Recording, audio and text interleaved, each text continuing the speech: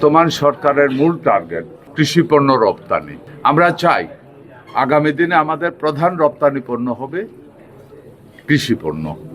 কারণ আমাদের এমন একটা দেশে আমরা বসবাস করি যেখানে 12 মাস ফসল ফলে।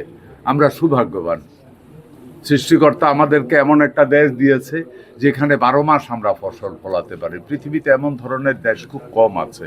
সুতরাং বর্তমান সরকারের প্রধান উদ্দেশ্য, প্রধান টার্গেট কৃষি পণ্যকে দেশের প্রধান এবং সবচেয়ে বড় রপ্তানি পণ্য হিসাবে চিহ্নিত করে ওইটার উপরে আমরা কাজ করছি।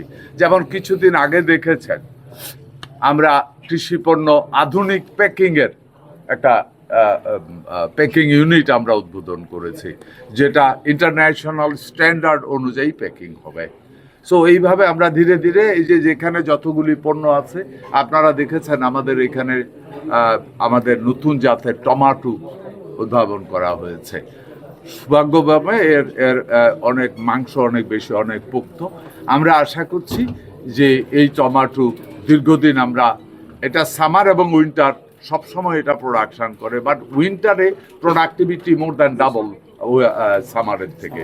সো আমরা চাইতেছি উইন্টারে যে প্রোডাকশানটা হবে এই প্রোডাকশানটাকে আমরা স্টোরেজ করে সামারেও সাপোর্ট দিতে পারি কিনা, তাইলে আর আগামী দিনে আমাদের টমেটো ইম্পোর্ট করার প্রয়োজন হবে না। এবং আমি আশা করি, বিশ্বাস করি ইনশাল্লাহ আমরা পারি।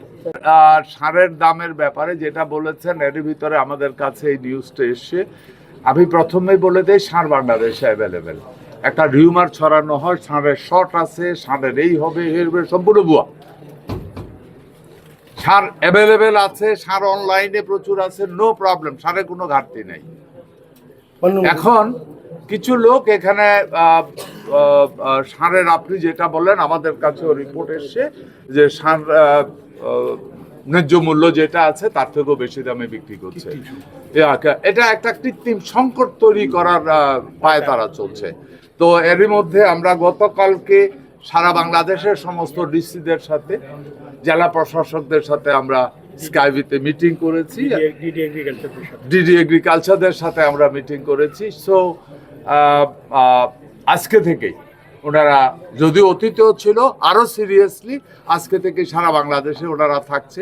কোথায় কারা এ ধরনের অপকর্মের সাথে জড়িত আছে এদেরকে খুঁজে বের করা এবং তাদেরকে এখান থেকে বিরত রাখা, না হয় দৃষ্টান্তমূলক শাস্তি ব্যবস্থা করা হবে।